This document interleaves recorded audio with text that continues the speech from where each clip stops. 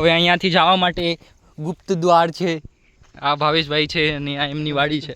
આ કુંડો છે પણ જે અત્યારે બંધ છે. મિત્રો તમે જોઈ શકો છો વાળની બધી હાલત બહુ ખરાબ થઈ ગઈ છે કે ગાડી કિનારે 2-3 કિલોમીટર આપણી માંડવી તમે જોઈ શકો છો. જો મારા કાકા ભાઈને ટ્રેક્ટર બીજું ટ્રેક્ટર અહીંયા આપણું પડ્યું નાની એવું.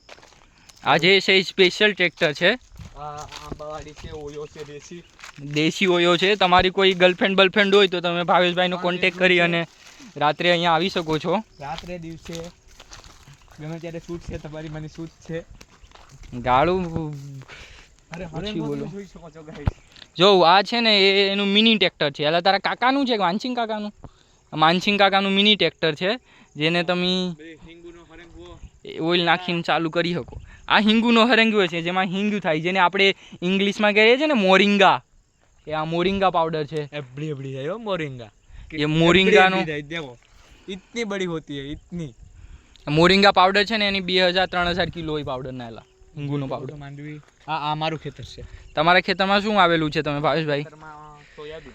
સોયાબીન છે. જો સોયાબીનનો ભાવ કેવો આવી રહ્યો છે અત્યારે? બહુ સારો ભાવ છે. કેટલા વીઘા છે તમારી પાસે જમીન? 2.5 વીઘા જેવું છે.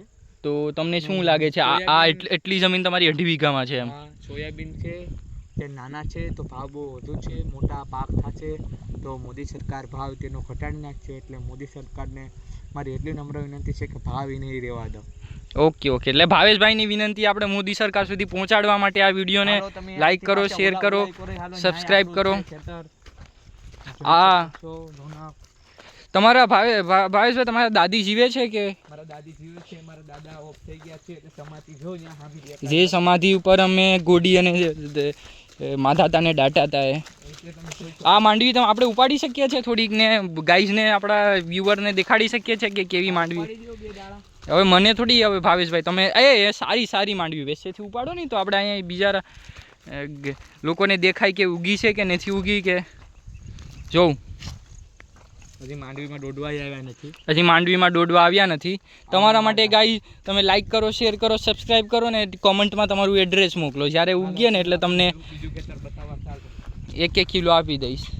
આ જે હતું એ આપણા ભાવેશભાઈનું ખેતર હતું, જે આપણા મનુ બાપાનું. આ જે ખેતર છે એ ગોપાલ કાકાનું છે જે રિક્ષા ચલાવે છે. ઓકે. અને આ જે આપણું ખેતર છે ને એ માનસિંગ કાકાનું છે જે ગુલ્ફી વેચે છે. માનસિંગભાઈ ગુલ્ફીવાળા. બીજું જોઈ શકો છો. એ આ કેટલા વીઘા છે? 4 વીઘા. ઓહો. તો એમના માટે એમની પાસે કેમ 4 વીઘા છે ને તમારી પાસે 2.5 વીઘા? ડોહીના ભાગની એની પાસે છે જમીન. ઓકે. એટલે ડોહીને એ હાંચવે છે? હા. તાર પછી તમે બધી જોઈ શકો છો. ઝટકા એટલે ઓ માય ગોડ, ઝટકા લાગી શકે છે. આમાં બંધ છે હમણાં. બટ જો આ માધાતા આમાં બે વિરાજમાન છે આપણા દાદા. કરવા હોય તો જાય. ચલો આવ્યા છે તો એમના દર્શન કરીને જઈએ. એ સંત માણસ હતા જે ગુરુદેવની વાણીમાં લીન હતા અને એમાં એમણે સમાધિ લીધી. આવો મિત્રો, તમને આજ બધું બતાવવાનું છે. તમે એ ભૂલતા નહીં કે 3 બેડરૂમ છે, 3 દેશી ઓયો છે. તમારે ગમે ત્યારે આવવું ત્યારે આવી જવાનું. શું છે તમારા માટે? તમારી માટે કંઈ ચાર્જ નહીં લેવામાં. મને જે સબસ્ક્રાઈબ કર્યો હોય હવે ચાર્જ લેવામાં નહીં આવ્યો તો આપણે એમાં સરપંચને સેમ્પલ કાઢી નાખીએ.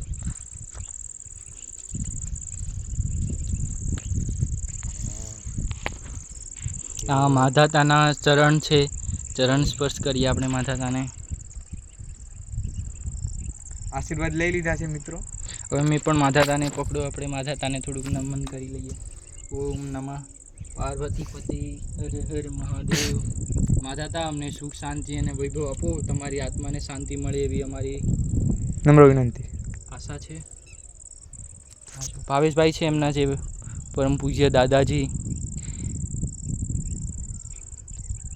આમ તો તમને ખબર હશે ગાઈસ કે આપણા જે હિન્દુ ધર્મની સંસ્કૃતિના હિસાબેથી આપણા ફેમિલીમાં અને આપણા પરિવારના લોકોને બાળવામાં આવે છે.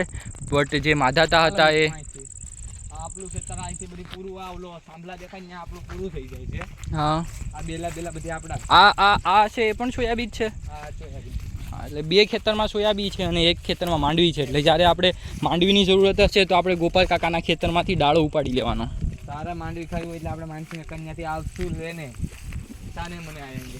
અને બીજી વાત આપણે એ કરીએ કે આપણે જે કહેતો હતો તમને વાત પૂરી કરું, હિન્દુ ધર્મની સંસ્કૃતિ પણ આ પ્રમાણે આપણે બાળવાનામાં આવે, પણ જે માધાતા છે એ સંત થઈ ગયા છે, આપણા સાસર ગામના મોટા ગુરુદેવના ભગત હતા. શું કેવું છે તમારે, કેવી ભક્તિ ચાલતી તમારે ઘરે? બહુ ચાલુ હતી. માધા બાપાને બહુ જયદેવ બાપુ નીચે હતા. જયદેવ બાપુ આફ્રિકામાં ઓફ થયા, માધા બાપા સાસરમાં ઓફ થયા, એટલે એ સમજેલા હતા. ગુરુ પંથના ઓલા હતા પ્રમુખ.